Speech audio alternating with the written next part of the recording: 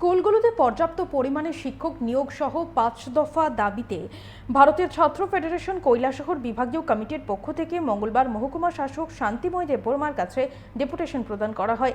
Deputation প্রদানের পর কৈলাসহরের রাজপথে বিক্ষোভ মিছিল বের করা হয়। ডেপুটেশন এবং বিক্ষোভ মিছিলের নেতৃত্বে ছিলেন ছাত্রনেতা সাগর ভট্টাচার্য, শাহাবুদ্দিন, সাগরদীপ মালাকার, অঙ্কিতা মালাকার সহ আরও অনেকে। আমরা শুনবো ব্যাপারে বিস্তারিত। মহকুমা শাসকের কাছে আমরা ৫ দফা দাবির ভিত্তিতে ভারতের ছাত্র ফেডারেশন কৈলাসহর বিভাগীয় কমিটি এক স্মারকলিপি প্রদান করেছি।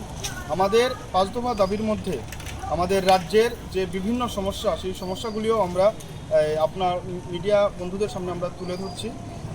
আমাদের প্রথম দাবি, রাজ্যের স্কুলগুলিতে অবিলম্বে পর্যাপ্ত শিক্ষক নিয়োগ করতে হবে, শিক্ষা ব্যবস্থার বেসরকারীকরণ বন্ধ করতে হবে এবং সর্বস্তরে শিক্ষার অধিকার রক্ষা করতে হবে। শিক্ষা ক্যাম্পাসগুলিতে ছাত্রীদের সম্পূর্ণ নিরাপত্তা এবং সুস্থ গণতান্ত্রিক পরিবেশ ফিরিয়ে আনতে হবে। এবং আপনারা জানেন, এই কৈলাসহরে গত মাস দুয়েক আগে রহস্যজনকভাবে যুবতী হত্যায় জড়িত প্রকৃত অপরাধীদের দ্রুত গ্রেফতারের দাবিতে এবং দৃষ্টান্তমূলক শাস্তির দাবিতে আমরা মহকুমা শাসকের কাছে আমরা ডেপুটেশনে মিলিত হয়েছি।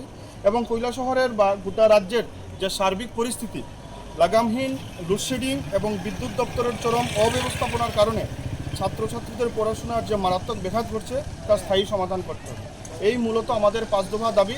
এই ৫ দফা দাবিতেই আমরা মহকুমা শাসকের কাছে আমরা মিলিত হয়েছি এবং আমাদের পরবর্তী সময় আমাদের একটা ছাত্র মিছিল কৈলাসহরের রাজপথ পরিক্রমা করে আমরা একটা সভায় মিলিত।